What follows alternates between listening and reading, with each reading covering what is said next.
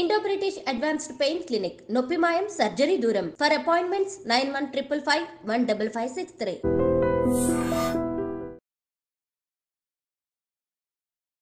నమస్తే, welcome to iDream inside politics with కవిత.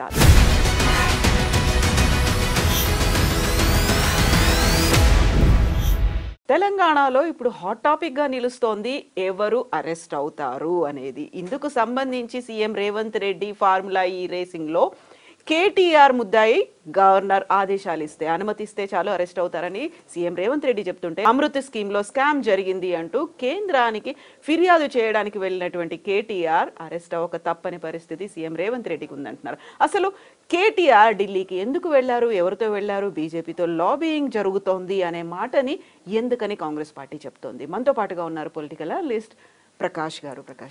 నమస్కారం అండి. సో ఇప్పుడు కేటీఆర్ ఢిల్లీకి వెళ్ళారు. అసలు ఎవరిని కలిశారు, ఎందుకు కలిశారు? బీజేపీతో కలిసి వెళ్ళారు, లాబియింగ్ చేసుకుంటున్నారు, అరెస్ట్ అవ్వకుండా గవర్నర్కి చెప్పండి ప్లీజ్ అని అంటున్నారు, అందుకోసమే వెళ్ళారు అనే మాట కాంగ్రెస్ చెప్తోంది. స్వయంగా సీఎం రేవంత్ రెడ్డి అన్నారు ఈ మాట. ఈ మధ్య ఎవరు ఢిల్లీకి వెళ్ళినా పెద్ద వార్త అవుతున్నది. రేవంత్ రెడ్డి వెళ్ళినా కూడా ఈ 11 నెలల్లో 25 సార్లు వెళ్ళాడు అనేది. సరే, ఢిల్లీ వెళ్ళడంలో వ్యక్తిగత ప్రయోజనాలు ఉంటే ఉండొచ్చు, బట్ ఒక కాజ్ అయితే మనకు కనబడతా ఉంది. ఆయన ఈ అమృత్ దాని మీద టెండర్స్లలో గోల్మాల్ జరిగింది, అదే కంప్లైంట్ ఇవ్వడానికి వెళ్ళినా అన్నాడు. అక్కడ కంప్లైంట్ ఇచ్చిండు, వచ్చాడు. అరెస్ట్ కాకుండా ఎన్ని రోజులు తప్పించుకుంటాడు? ఒకవేళ నిజంగానే ఈ ప్రభుత్వం అరెస్ట్ చేయాలని చెప్పి కృత నిశ్చయంతో ఉందనుకుందాం. ఏమన్నా ప్రొసీజరల్ ల్యాప్సెస్ ఉన్నప్పుడు అరెస్ట్ చేయడానికి గవర్నర్ పర్మిషన్ ఇవ్వరు. ఎందుకంటే ఆయన ఇక ఇవాళ అసెంబ్లీలో ఎమ్మెల్యేగా, సీనియర్ ఎమ్మెల్యేగా ఉన్నాడు. ఇటువంటి వాళ్ళని అరెస్ట్ చేయాలంటే చాలా ప్రొసీజర్ ఉంటుంది. రెండవది ఏంటంటే, గతంలో సుప్రీంకోర్టు తీర్పులు, హైకోర్టు తీర్పులు ఉంటాయి. కొన్ని చట్టాలలో నిబంధనలు పర్మిట్ చేయవు, ఆర్టికల్ 17A అనేది ఉంటుంది, ఇవన్నీ ఉంటాయి. కాబట్టి గవర్నర్ దాన్ని స్టడీ చేస్తున్నాడేమో బహుశా. గవర్నర్ గారు కూడా ఒక మారుమూల త్రిపుర ప్రాంతం నుంచి వచ్చాడు ఇక్కడికి, అక్కడి వ్యక్తి అతను. సో కొంత లా కన్సల్టేషన్ అనేది ఎవరికైనా తప్పదు. గవర్నర్ అయినంత మాత్రాన పూర్తిగా రాజ్యాంగం మీద, చట్టాల మీద 100% గ్రిప్ ఉండదు. వాళ్ళు కన్సల్ట్ చేస్తారు. 15 రోజులు పట్టచ్చు, నెల రోజులు పట్టచ్చు. ఒకవేళ అరెస్ట్ చేయడం అనేది అవసరము, అలా లోపాలు కనబడుతున్నాయి, on the face of the రికార్డే తప్పులు ఉన్నాయి అని అనుకున్నప్పుడు విచారణ కోసం డెఫినెట్గా అరెస్ట్ చేయమని చెప్పి ఆదేశాలు ఇస్తారు. లేదా విచారణ చేసి మేము మీకు ఏమన్నా సాక్ష్యాధారాలు ఉంటే అప్పుడు ఆలోచిద్దామని చెప్తారు. బట్ ఒక్కటి ఏంటంటే, ఈ ప్రభుత్వాలు కక్ష తీర్చుకునే వైపుగా, అంటే రేవంత్ రెడ్డి 10 ఏళ్ల కింద ఈ టీఆర్ఎస్ ప్రభుత్వం ఆయన అరెస్ట్ చేసింది, ఆయనకేమో రెడ్ హ్యాండెడ్గా ఎవిడెన్స్ ఉంది కాబట్టి ఆయన ఇప్పుడు అరెస్ట్ అయ్యాడు. ఓటుకు నోటు కేసులో జైల్లో పోయాడు, చాలా రోజులు జైల్లో ఉన్నాడు, బయటకు వచ్చాడు. నన్ను అరెస్ట్ చేశారు అనే కక్ష కనుక ఆయన మనసులో పెట్టుకున్నట్టయితే అది కేస్ టు కేస్ డిఫరెంట్గా ఉంటుంది. కేటీఆర్ అట్లా మీకు రెడ్ హ్యాండెడ్గా దొరికిండు అనుకోండి, అరెస్ట్ చేసుకోవచ్చు, ఎవరు వద్దంటున్నారు. బట్ ఇందులో అటువంటి ఇది కనబడతలేదు. హెచ్ఎండిఏ అనేది ఒక ఏజెన్సీ. ఆయన senior IAS officer Arvind Kumar ఆయన నోట్ రాశాడు, ఆ నోట్ చూసి నేను సంతకం పెట్టాను, నాకు ఆ పవర్స్ ఉన్నాయి అని ఆయన అంటున్నాడు. పవర్స్ ఉన్నాయా లేవా అనేది విచారణ అయితే జరగాలి. పవర్స్ లేకున్నా ఆయనే పెద్ద అమౌంట్ కదా, అంత అమౌంట్ ఆయన రిలీజ్ చేశాడు అని అంటే తప్పు అవుతుంది. ఆయన ప్రెస్ మీట్ నేను ఫాలో అయినాను. ఆయన చెప్పింది చాలా నీట్గా ఉన్నది, నాకు ఆ పవర్స్ ఉన్నాయి, క్యాబినెట్ నిర్ణయం అక్కర్లేదు, అటానమస్ కాబట్టి చైర్మన్గా సీఎం గారు ఉంటారు, వైస్ చైర్మన్కే ఈ పవర్స్ ఉంటాయి. అదేమీ మాటపూర్వకంగా జరగలేదు, రాతపూర్వకంగా జరిగింది. అరవింద్ గారు నోట్ పెట్టారు, ఆయన ప్రిన్సిపల్ సెక్రటరీ, ఆయన నోట్ పెట్టాడు, నేను కన్సిడర్ చేశాను. ఒక హైదరాబాద్ యొక్క కీర్తి ప్రతిష్టలు పెంచడానికి చేసిందే అది, కాబట్టి నేనేం తప్పు చేయలేదు. రెండో దానిలో కరప్షన్కి అవకాశం లేదు. ఆ డబ్బు ఏమో మా ఇంటికి వచ్చింది కాదు, మేము సంతకం పెట్టడం వల్ల అధికార దుర్వినియోగం ఏం జరగలేదు, అవినీతి కూడా అక్కడ ఆస్కారం లేదు అని చెప్పి ఆయన ఎక్స్ప్లెనేషన్ ఇచ్చుకున్నాడు. గవర్నర్ గారు దాని మీద ఏదైతే ఇప్పటిదాకా ఉన్న సాక్ష్యాధారాలు ఉన్నాయో, గవర్నమెంట్ ఏదైతే నోటు పెట్టిందో పరిశీలించిన తర్వాత చట్ట ప్రకారం నిబంధనలు కనుక పర్మిట్ చేసినట్టయితే అరెస్ట్ చేయడానికి ఆయన ఆదేశాలు ఇస్తాడు. బట్ నాకు అనిపిస్తుంది ఏంటంటే, ఇదంతా ఒక పబ్లిసిటీ స్టంటే తప్ప ఆయన అరెస్ట్ అయ్యేది ఉండదు, వీళ్ళు అరెస్ట్ చేసేది ఉండదు. ఒకవేళ అట్లా ప్రతి డిసిషన్ను క్వశ్చన్ చేసి అరెస్ట్ చేయాలంటే 100 కేసులు పెట్టవచ్చు. కానీ అట్లా ఏ ప్రభుత్వం చేయదు, ఏ ప్రతిపక్ష పార్టీ చేయదు. అయితే ఇక్కడ సీఎం రేవంత్ రెడ్డి ఢిల్లీలో అన్నటువంటి ఒక మాట, కేటీఆర్ ఢిల్లీకి వచ్చారు, వస్తూ వస్తూ గవర్నర్ని కూడా పిలిపించుకున్నారు, అనుమతి ఇవ్వకుండా అడ్డుపడడానికే ఇలాంటి చర్యలు, లాబింగ్ అనేది జరుగుతుంది అనేది. కేటీఆర్ పిలిస్తే గవర్నర్ వస్తారమ్మా? కేటీఆర్ ఇవాళ కేంద్రంతో చెప్పుంటారు, వాళ్ళు పిలుస్తున్నారు, ఇద్దరి మధ్యలో ఫ్రెండ్షిప్ అనేది కుదిరింది అని. యాక్చువల్గా ఫ్రెండ్షిప్ కాంగ్రెస్కును బీజేపీకే దగ్గరగా ఉంది ఇక్కడ. అంటే కాంగ్రెస్ అంటే పార్టీగా కాదు, రేవంత్ రెడ్డి గారికి మంచి సత్సంబంధాలు ఉన్నాయి. మొన్ననే చూసాం కదా మనం, హోమ్ మినిస్టర్స్ మీటింగ్ పెడితే మీటింగ్ అయిపోయినాక వచ్చేయాలి కదా. అమిత్ షా ఇంటికి పోయి ఏకాంతంగా 15 నిమిషాలు ఎందుకు మాట్లాడాలి? ఎప్పుడు బట్టి నెంబర్ పెట్టుకుపోయేటోడు, లేదా ఉత్తమం తీసుకుపోయేటోడు, ఎందుకు పోయిండు ఆయన ఒక్కడే? అది కూడా వాళ్ళ రెవెన్యూ మినిస్టర్ మీద ఈడీ దాడి జరిగిన తర్వాత ఎందుకు పోవాలి? అంటే ఇటువంటి అన్ని రేవంత్ రెడ్డి మీద అనుమానాలకు తావిస్తున్నాయి తప్ప, కేటీఆర్కు మొదటి నుంచి కూడా కేటీఆర్, కేసీఆర్ బీజేపీకి అగెనిస్ట్గా ఉన్నారు. వాళ్ళు అగెనిస్ట్గా ఉన్నారు కాబట్టే కదా కవిత మీద ఈ కేసులు ఇవన్నీ కూడా. కాబట్టి నాకు తెలిసి బీజేపీ సపోర్ట్ వాళ్ళు తీసుకోలేరు, వీళ్ళు అడిగినా కూడా బీజేపీ సపోర్ట్ ఇవ్వదు. ఆయన ఢిల్లీ పోయినంత మాత్రాన అదే యాదృచ్ఛికంగా గవర్నర్ పోవడం, ఆయన పిలిపించుకున్నారని చెప్పి ఆరోపణ చేయడం అనేది కరెక్ట్ కాదు.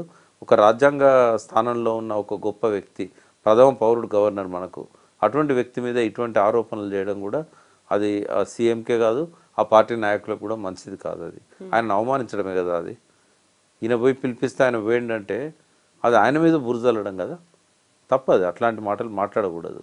రెండవది, కేటీఆర్ ఒకవేళ ఫేస్ చేయడానికి సిద్ధంగా ఉన్నా అని ప్రకటించాడు. ఈవెన్ జైలు పోతే ఏం చేస్తారంటే వ్యాయామం చేస్తా, యోగా చేసుకుంటా. They are well prepared. ఒకటే మరి రాజకీయంగా ఏదన్నా ఒక పదవిలో ఉన్నాము అని అంటే ఏ రోజైనా చెరసాల తప్పదు అని అనుకోవాల్సిందే. కాబట్టి వాళ్ళు మెంటల్గా ప్రిపేర్ అయి ఉన్నారు, ఏం జరిగినా జరగవచ్చు. కాబట్టి ఇవన్నీ ఏంటంటే పబ్లిక్లో ఒక సెన్సేషన్ క్రియేట్ చేయడానికి పనికొస్తాయి, మీడియా అటెన్షన్ తీసుకోవడానికి పనికొస్తాయి తప్ప నిజంగా నాకు తెలిసి అయితే అరెస్ట్ చేయడం జరగదు, అరెస్ట్ చేయాలనే తలంపు కూడా ఉండదు. కేటీఆర్ కూడా ఒక మాట అన్నారు, అమృత్ స్కీమ్కి సంబంధించి స్కామ్ జరిగింది, జార్ఖండ్లో హేమంత్ సోరెన్ ఎలా అయితే అరెస్ట్ అయ్యారో అలా రేవంత్ రెడ్డి కూడా అరెస్ట్ అవుతారు అనే మాట. అంటే స్కాములు జరుగుతాయి.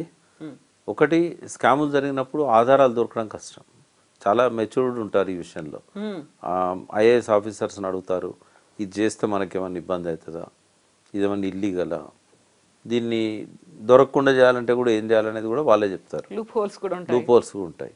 సోరెన్ ఏంటంటే బీజేపీకి అక్కడ హోల్డ్ కావాలి, ఎలక్షన్స్ వచ్చినాయి జార్ఖండ్, దాన్ని దృష్టిలో పెట్టుకొని ఆయన మీద అరెస్ట్ అనేది జరిగింది. స్కామ్ ఉన్నదా లేదా తర్వాత విషయం. అక్కడ బీజేపీని బలోపేతం చేసే క్రమంలో తీసుకున్న డిసిషన్ అది. ఒకవేళ ఇక్కడ స్కామ్ ఉన్నా కూడా ఇమ్మీడియట్గా రేవంత్ రెడ్డికి వచ్చిన ప్రమాదం ఏం లేదు. ఆ స్కామ్ పెట్టి వెంటనే అరెస్ట్ చేయడం కానీ ఇట్లాంటిది కానీ ఏమీ జరగదు. ఎందుకంటే అంత దూరం కాలే వాళ్ళ సంబంధాలు. నేను ఇంకొక కోణం చెప్తాను.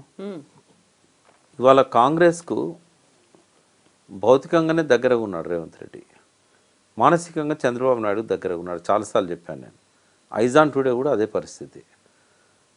చంద్రబాబు తనకు బాగున్నాడు కాబట్టే బీజేపీ వాళ్ళ ప్రభుత్వం కేంద్రంలో ఉందంటే చంద్రబాబు దయ వల్ల ఉంది. కాబట్టి రేవంత్ రెడ్డికి చంద్రబాబుకు సత్సంబంధాలు ఉన్నంతకాలం చంద్రబాబు రేవంత్ రెడ్డి నిలబెట్టడానికి ప్రయత్నం చేస్తాడు, ఏ స్థాయికైనా వెళ్తాడు. ఆయనకంటే లాయల్ వ్యక్తి తెలంగాణ తెలుగుదేశంలో ఎవరు లేరు ఆయనకి. రేపు ఒకవేళ కాంగ్రెస్లో రేవంత్కు ముప్పు వస్తే ఆ కూటమికి నాయకత్వం వహించబోయే వ్యక్తి రేవంత్ రెడ్డి. రేపు ఏర్పడబోయే తెలుగుదేశం, జనసేన, బీజేపీ కూటమికి నాయకత్వం వహించబోయే వ్యక్తి రేవంత్ రెడ్డి. కాంగ్రెస్ ఎప్పటికీ కూడా ఆయనకు సేఫ్ ప్లేస్ కాదు. చాలా క్లెవర్ పొలిటీషియన్ ఆయన, కీడించి మేలేస్తాడు. కాబట్టి బీజేపీ వాళ్ళ ప్రభుత్వాలను కూలుస్తున్నది అనేది చిన్న పిల్లవాడికి కూడా తెలుసు. కాబట్టి రేవంత్ రెడ్డి తన జాగ్రత్తలు తను ఉన్నాడు. పార్లమెంట్ ఎలక్షన్లప్పుడే మనం మాట్లాడుకున్నాం, కావాలని డమ్మీ క్యాండిడేట్లను పెడుతున్నాడని నేను ఆధారాలతో సహా చెప్పాను. నేను అక్కడి నుంచే ఇంకోటి, మోడీ తనంతను తగ్గించుకోవడంలో కూడా ముఖాముఖి పోటీలు తీసుకురావాలని చెప్పి రేవంత్ రెడ్డికి పరోక్షంగా సహకరించాడు. చంద్రబాబు నాయుడు ప్రతి విషయంలో కూడా ఆ సయోధ్యలో మధ్యలో ఉంటాడు ఆయన. ఇంకా జనంలో ఒక చర్చ ఏం జరుగుతున్నదంటే, ఇన్వెస్ట్మెంట్స్ అన్ని విజయవాడ తరలిపోవడానికి హైడ్రాన్ తీసుకొచ్చాడు అంటే చంద్రబాబుకు రేవంత్ రెడ్డికి ఉన్న ఆ సంబంధాన్ని ప్రతి ఒక్కరు ధృవీకరిస్తున్న ఈ టైంలో బీజేపీ చంద్రబాబును కాదని రేవంత్ రెడ్డి మీద చేస్తుందా? చాలా సేఫ్ ప్లేస్లో ఉన్నాడు రేవంత్ రెడ్డి, సేఫ్ గేమ్ ఆడుతున్నాడు. ఇంకోటి ఏంటంటే మైండ్ గేమ్ ఆడుతున్నాడు ఆయన. దురదృష్టం ఏంటంటే ఆ మైండ్ గేమ్లో టీఆర్ఎస్ అగ్రనాయకులు కూడా పడిపోయారు. ఆ మైండ్ గేమ్ నుంచి బయటపడి వాళ్ళు ఏం చేయాలనో వాళ్ళు డిసైడ్ చేసుకుంటే ప్రజలను ఆ మైండ్ గేమ్లో వీళ్ళు కూడా ఇన్వాల్వ్ చేయకుండా ఉంటారు. మైండ్ గేమ్ నడుస్తున్నది లాస్ట్ 11 నెలల నుంచి. ఆ మైండ్ గేమ్ ప్రభావము బీఆర్ఎస్ అగ్రనాయకుల మీద కూడా ఉన్నది. As early as possible they have to కమ్అట్ from the mind game, Revanth Reddy mind game. ఒకప్పుడు కేసీఆర్ ఎట్లా శాసించాడో అన్ని పార్టీలను తన వాక్చాతుర్యంతో, తన మాటతోని ఇవాళ రేవంత్ రెడ్డి శాసిస్తున్నాడు. ఆయన నోరు జారి మాట్లాడినా, బూతులు తిట్టినా ఏదైనా ఒక వార్త అవుతున్నది, దాని చుట్టే సెన్సేషన్ అవుతున్నది. వాళ్ళ అదృష్టం ఏంటంటే కేసీఆర్ దూరంగా ఉన్నాడు. కేసీఆర్ దూరంగా ఉంటే కూడా మళ్ళీ ఆయనే మాట్లాడతాడు. ఎందుకు రాలేదు దూరం, కాదు నిన్ను మర్చిపోయారు జనం అని అన్నాడు కదా, మరి నువ్వెందుకు జ్ఞాపకం చేస్తున్నావు? నేను రేవంత్ అడుగుతున్నా, మర్చిపోయారు జనం అని నువ్వే అంటున్నావు, మర్చిపోనే రాదు, నువ్వెందుకు జ్ఞాపకం చేస్తున్నావు మళ్ళా అంటే అది కూడా ఒక మైండ్ గేమే. ఈ ఉచ్చులోంచి బయటపడాలి కేటీఆర్ గారు, కేసీఆర్ గారు. అయితే ఇప్పుడు మరీ సడన్గా వినిపించింది ఫోన్ ట్యాపింగ్ కేసుకి సంబంధించి. మొన్నటిదాకా పోలీసులు లేకుంటే పోలీసు ఉన్నతాధికారులు వీళ్ళందరిది వస్తే ఇప్పుడు చిరుమర్తి లింగయ్యకు నోటీసులు ఇచ్చారు పోలీసుల ముందు విచారణకు హాజరవ్వమని. దీంతో పాటుగా బీఆర్ఎస్కి చెందిన 4 మాజీ ఎమ్మెల్యేలకు కూడా నోటీసులు ఇచ్చారు అని. ఆ దిశగా కూడా నరుక్కుంటూ ఏమన్నా వస్తున్నారా?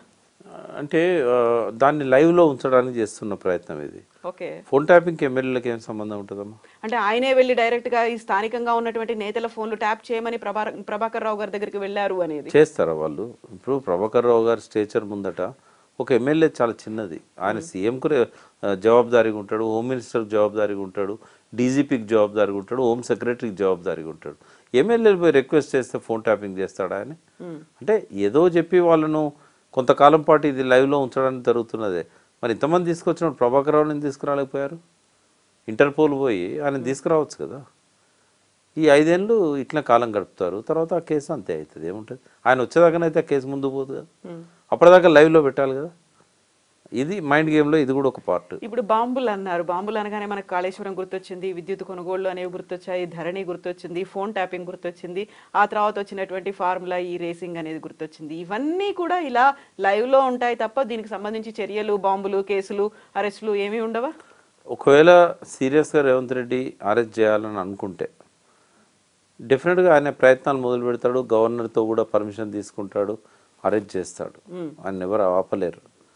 చిన్న గడ్డి కేసులో లాలూ ప్రసాద్ని 8 సంవత్సరాలు జైల్లో పెట్టారు. బట్ ఆ కక్షపూరిత రాజకీయాలు అయితే తెలంగాణలో లేవు. దానికి రేవంత్ రెడ్డి కూడా ఆ కక్ష రాజకీయాలను చేస్తాడని, ఎందుకంటే ఆయన ఒక అరుదైన అవకాశం ఆయనకు వచ్చింది. వచ్చినప్పుడు అది సీటు కాపాడుకోవడానికి చాలా మెచ్యూర్డ్గా ఆలోచిస్తాడే తప్ప ఈ చిల్లర రాజకీయాలు చేస్తాడని నేను అనుకోవట్లేదు. ఆధారాలు ఉన్నా అరెస్ట్ చేస్తాడైతే నేను అనుకోవట్లేదు. ఒకవేళ అట్లా అరెస్ట్ చేయదలుచుకుంటే పార్లమెంట్ ఎలక్షన్ల ముందు చేసేవాడు. ఇంకా స్వీపింగ్ ఆయనకు 8 సీట్ల బదులు 14 వచ్చేటి. అయితే ఇప్పుడు మనకి ఎన్నికలు అనేవి ఇంకా 4 ఏళ్ళు ఉన్నాయి కాబట్టి ఒకవేళ జమిలియా వస్తే తెలియదు, కానీ అప్పటిదాకా వేచి చూసి కరెక్ట్గా ఎలక్షన్స్ ముందైనా ఏమైనా ప్లాన్ ఉంటుందా? ఇవన్నీ ఒకటి ఏంటంటే తన వైఫల్యాలను ప్రజల దృష్టి నుంచి పక్కదారి పట్టారు. డైవర్షన్ పాలిటిక్స్ అనేది మనకు రెగ్యులర్గా